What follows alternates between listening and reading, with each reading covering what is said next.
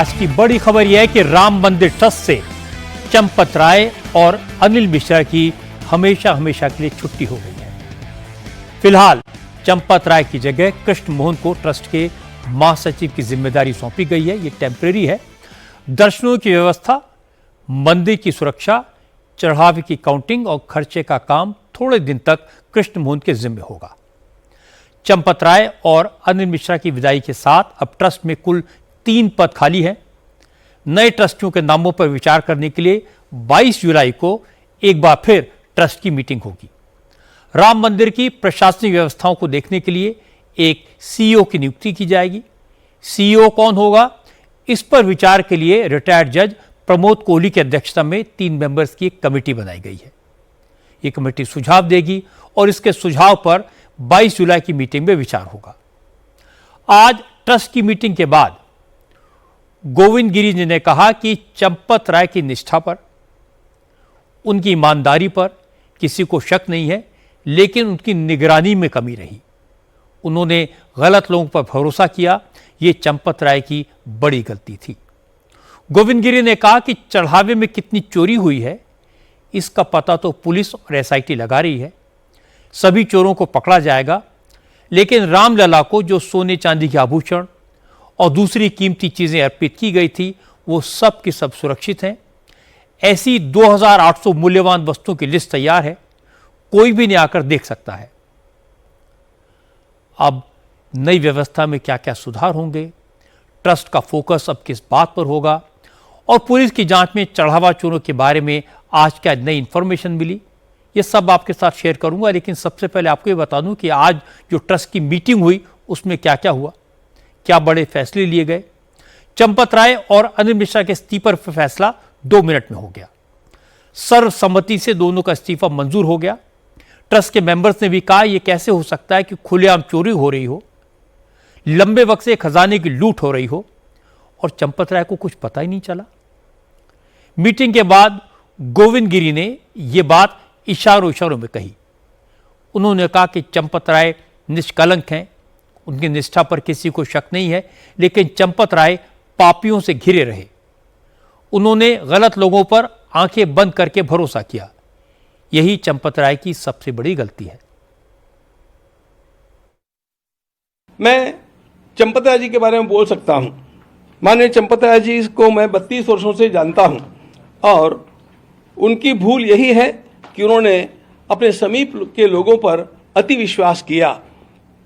उनका चरित्र, उनका जीवन, उनका त्याग, उनकी तपस्या, राम जन्मभूमि का आंदोलन कभी कोई नहीं जानता था, तब से यहाँ पर बैठ करके उन्होंने इस काम को गति दी है।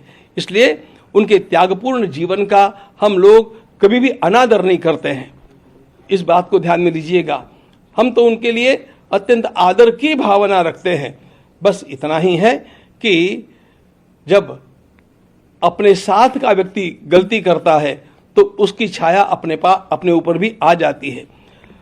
किसी साथी के द्वारा की गई गलती की अवहेलना करने की हम लोगों की भूल हो जाती है। उस प्रकार की भूल उनकी अवश्य हुई है।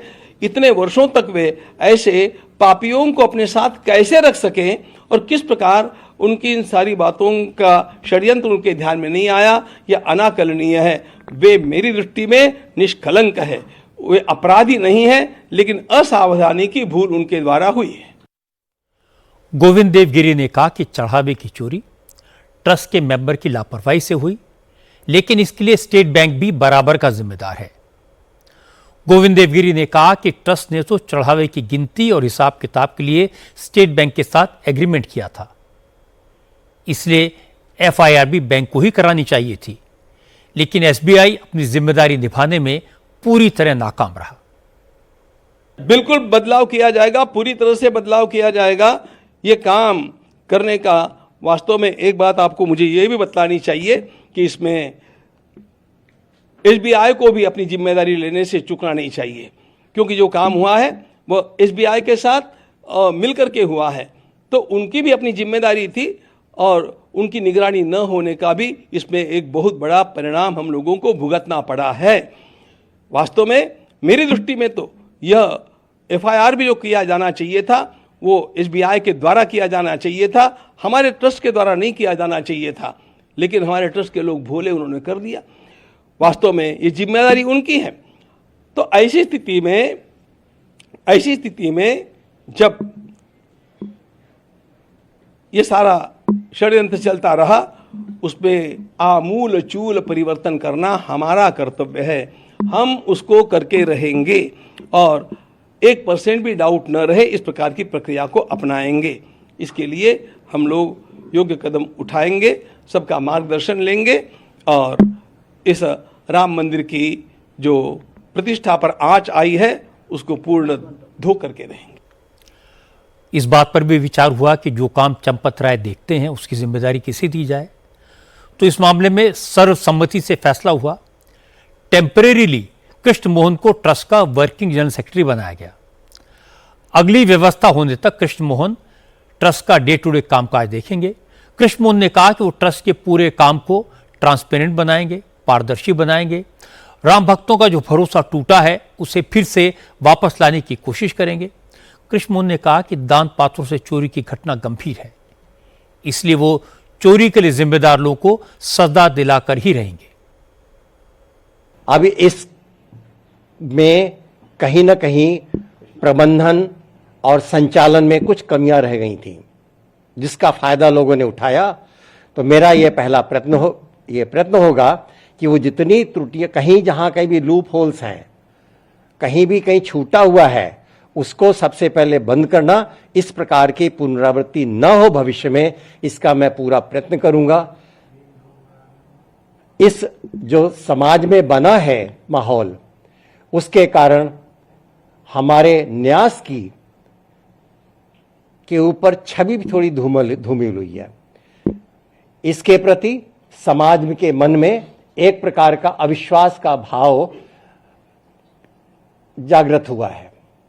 मेरा यह प्रयत्न रहेगा कि हम सभी लोग, न्यासी लोग मिलकर के ये सब, इस जो छवि हमारी धूमिल की गई है उसको दूर करने के लिए जो भी आवश्यक होगा हम अवश्य करेंगे और इस जो विश्वास को समाज के मन में पुनर्स्थापित करेंगे। इसमें जो भी दोषी हैं, इस प्रकरण में जो भी दोषी पाए जाएंगे, हमारा आग्रह रहेगा उन सभी को न्यायोचित ढंग से जो भी उनको सजा मिलनी है मिले। इसके लिए हम बहुत आग्रही रहेंगे। समाज का विश्वास फिर से पाने के लिए राम मंदिर ट्रस्ट अब एक सीईओ की नियुक्ति करेगा। इसके लिए नामों की सिफारिश करने के लिए कमेटी बना दी गई है। ये कमेटी सीईओ के लिए कुछ नामों की सिफारिश करेगी। ट्रस्ट इनमें से किसी एक नाम को सेलेक्ट करेगा। न्यासी मंडल तो पूर्ण होगा, लेकिन 3 लोगों की हमने नियुक्ति की है जो हम लोगों को 3 नाम प्रस्तुत करेंगे। ये न्यायमूर्ति प्रदीप कोहली जो सेवानिवृत्त है, लेफ्टिनेंट जनरल विष्णुकांत चतुर्वेदी जो सेवानिवृत्त है और जिन्होंने 10 वर्षों तक शिरडी का संस्थान पूरा सफलता के साथ चलाया, ऐसे सुरेश जी हावरे। इन तीनों की कमेटी हम निश्चित कर चुके हैं और ये तीनों अलग अलग लोगों के इंटरव्यू लेकर के और हम लोगों के पास नाम देंगे। उन 3 नामों में से हम उसका चयन करेंगे। यह काम कोई एक व्यक्ति नहीं करेगा, ये अनुभवी लोगों की कमेटी ये काम करेगी। फिर 22 तारीख को हम मिल रहे हैं, उस तक हम लोगों का और भी एक महत्वपूर्ण पड़ाव पूरा हुआ होगा। हम समझते हैं कि तब तक एसआईटी की फाइनल रिपोर्ट हमारे सामने आ जाएगी। तो इन सब का विचार करने के लिए और कुछ न्यासियों की नियुक्ति करने के लिए फिर 22 तारीख को हम लोग मिल रहे हैं। हैरानी की बात यह कि चढ़ावे में लूट के मामले में गोपाल राव की भूमिका पर भी सवाल उठे हैं, लेकिन आज गोपाल राव स्पेशल इन्वाइटी के तौर पर ट्रस्ट की मीटिंग में पहुंच गए। गोपाल राव को वहां देखकर ट्रस्ट के मेंबर नाराज हो गए। उन्होंने तुरंत गोपाल राव को मीटिंग से बाहर कर दिया। गोपाल राव से कहा गया कि वो ट्रस्ट के परमानेंट मेंबर नहीं है, इसलिए वो मीटिंग में शामिल नहीं हो सकते। गोविंद देवगिरी ने कहा कि भविष्य में भी गोपाल राव ट्रस्ट की बैठकों में शामिल नहीं होंगे। गोपाल राव जी को अभी हम लोग बुलाते थे निमंत्रित के रूप में, अभी वो निमंत्रित के रूप में नहीं आएंगे, उनको उसके ऊपर रोक लगा दी। चढ़ावे में कितने की चोरी हुई, इस लूट में कौन कौन शामिल था, ये पाप कब से हो रहा था, इन सारे सवालों के जवाब तो पुलिस खोज रही है। लेकिन इस दौरान अफवाहें भी उड़ी थी, भक्तों के मन में आशंकाएं पैदा हुई थी। तो वो लोग भी सामने आए जिन्होंने सोने चांदी के गहने और बहुमूल्य धातुएं रामलला को अर्पित की थी। लेकिन आज राम मंदिर ट्रस्ट ने कहा कि भक्तों को इस मामले में चिंता करने की कोई जरूरत नहीं है। सोने चांदी के सारे आभूषण, जेवरात, सोने के रामचरितमानस और दूसरी वस्तुएं सुरक्षित हैं।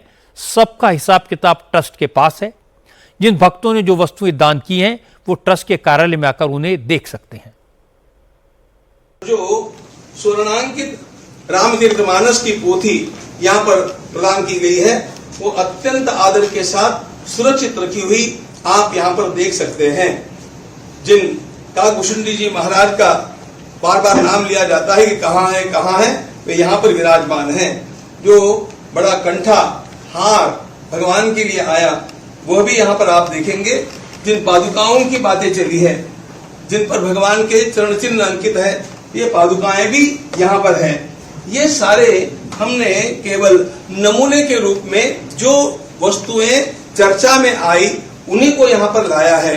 ऐसी सारी 2800 वस्तुओं का पूरा संग्रह हम लोगों के पास सुरक्षित है। इसलिए किसी प्रकार के बवाल को निर्माण करने की आवश्यकता नहीं, किसी अफवाह का विश्वास करने की आवश्यकता नहीं। यदि किसी दानदाता को स्वयं को ऐसे लगता है कि मुझे मेरी कुछ वस्तु देखनी है तो वह प्रमाण देकर के आकर के उस वस्तु का अवलोकन कर सकता है। यह हम लोग आप लोगों के लिए केवल उनमें से, क्योंकि वो बड़ा संग्रह है, यहाँ पर 5 महत्वपूर्ण वस्तुएं जिनकी चर्चा है आपके अवलोकन के लिए ले आए। ये सारी वो वस्तुएं जिनके ऊपर सवाल खड़े हुए थे, जिनको आज गोविंद देव गिरी ने दिखाया। गोविंद देव जो सोने की रामचरितमानस मीडिया को दिखा रहे थे वो असल में farmer home secretary S Lakshmi Narayan ने रामलला को अर्पित की थी। सबसे पहले उन्होंने वही दिखाई। लक्ष्मी नारायण ने पिछले हफ्ते इंडिया टीवी से संपर्क किया था और हमें बताया था कि उन्होंने जो सोने की रामचरितमानस ट्रस्ट को सौंपी थी उसका कुछ पता नहीं चल रहा है। लेकिन आज लक्ष्मी नारायण ने बताया कि उनके पास फोन आया था, उन्हें भी बता दिया गया कि सोने के रामचरितमानस को गर्भगृह से हटा दिया गया था, लेकिन अब उसको वापस वहीं रखा गया है। आज बड़ी खुशखबरी मेरे पास आई है। आरएसएस के जो कार्यकर्ता जो मेरे को ले गए आरएसएस चीफ के पास हैदराबाद, उन्होंने ही मेरे को एक फ़ोटो भी भेजा है और व्हाट्सएप में मैसेज भी भेजा है कि आपका रामचरितमानस जहाँ जिसका पूजा होना चाहिए उसी जगह रख दी गई है और मैं बहुत खुश हूँ। मैंने कभी यह आरोप नहीं लगाया था कि किसी ने उसको लिया या ये कर लिया। मैं हर वक्त यही प्रार्थना करता रहा, आपके माध्यम से भी मैंने यही प्रार्थना किया कि जहाँ उसको रखनी चाहिए रखवा दिया जाए और उसकी जो पूजनीय है लोग ताकि उसको देख सकें और जब रामलला को अपना भक्ति प्रकट कर सकें वो रामचरितमानस को भी प्रकट करें। जब मेरे से पूछा गया कि आप कहते हैं क्या कि फिर चंपत राय जी अहंकार के थे, वो मैंने ज़रूर बोला और वो तो अभी भी मैं मानता हूँ और मैं बहुत खुश हूँ। अब तो मैं भूल चुका हूँ क्योंकि उसी चंपत राय जी के भी रहते हुए ही वहाँ रखवा दिया गया है। राम मंदिर के ट्रस्ट ने आज राम भक्तों से एक स्पेशल अपील भी की है। गोविंद देव गिरी ने कहा कि चढ़ावे में चोरी की खबरों के बाद कुछ हिंदू विरोधी लोग माहौल का लाभ उठाने की कोशिश कर रहे हैं, हिंदुओं को भड़काने की कोशिश की जा रही है। राम भक्तों को ऐसे देश विरोधी लोगों के बहकावे में नहीं आना चाहिए। इसको ढाल बना करके इसके पीछे जो संपूर्ण राष्ट्र में हो हल्ला मचाया गया है वो उसके इरादे साफ नहीं है। जिन लोगों ने कार सेवकों के ऊपर गोलियां चलाई, जिन लोगों ने स्वयं ये उच्चतम न्यायालय में लिख करके दिया कि राम हुए ही नहीं थे, राम सेतु बना ही नहीं है, इस प्रकार का सब कुछ राम भक्ति के विरोध में कार्य करने वाले लोगों के अंदर जो राम भक्ति का झूठा ज्वार दिखावे के लिए जगा हुआ है वह साधारण नहीं असाधारण है और वह असाधारण कुछ अन्य हेतुओं से है। और इसका मुख्य हेतु पूरे हिंदू समाज को यह ध्यान में लेना चाहिए, इसका मुख्य हेतु हम लोगों को बांटना है। राम भक्ति को दरार निर्माण करना है। और हम लोग ऐसा पुनः संकल्प करते हैं कि इस राम भक्ति को हम बरकरार रखेंगे, इस राम भक्ति को दृढ़ करेंगे और किसी भी प्रकार की फूट हमारे समाज में निर्माण नहीं होने देंगे। जालीदार टोपी पहन करके और केवल इफ्तार पार्टियां के लिए जाने वाले और कभी आकर के राम जी का दर्शन न करने वाले भी राम जी का दर्शन करने के लिए आ गए। इसका सीधा सीधा अर्थ यह है कि ये चोरी का निमित्त बना करके हिंदुत्व के विरोध में माहौल खड़ा करना, यह एक अत्यंत बड़ा जो संगठित समाज हुआ है उसके विरोध में माहौल खड़ा करना और इस देश में एक अराजकता का काम निर्माण करना, इस प्रकार का षड्यंत्र मुझे अवश्य दिखता है। चंपत राय अब कभी राम मंदिर ट्रस्ट में दिखाई नहीं देंगे, क्योंकि उन्होंने पाप करने वालों पर भरोसा किया और सही सलाह देने वालों का अपमान किया। उन्होंने लापरवाही बरती और राम मंदिर को अपनी रियासत की तरह चलाया। अहंकार ने उनकी आंखों पर पट्टी बांध दी थी, उनको न कुछ दिखाई देता था न सुनाई देता था। चंपत राय की निष्ठा में कमी नहीं थी, नीयत भी साफ थी, लेकिन निगरानी और नीति में भारी चूक हुई। चंपत राय ने न आरएसएस की सुनी, न ट्रस्ट के मेंबर्स को कोई भाव दिया, बार बार कहने के बाद भी सीईओ अपॉइंट नहीं किया, अपने चमचों की फौज खड़ी कर दी और उनको दान पात्र लूटने दिया। जब लूट करने वाले पकड़े गए तो उन्हें पुलिस को सौंपने के बजाय उन पर दया दिखाने लगे। चंपत राय का यही व्यवहार उन्हें ले डूबा। अब राम मंदिर का प्रबंध करने के लिए प्रोफेशनल्स को अपॉइंट किया जाना चाहिए, नजर रखने के लिए एक विजिलेंस डिपार्टमेंट होना चाहिए ताकि भविष्य में कोई ऐसा पाप करने की हिम्मत ना करे।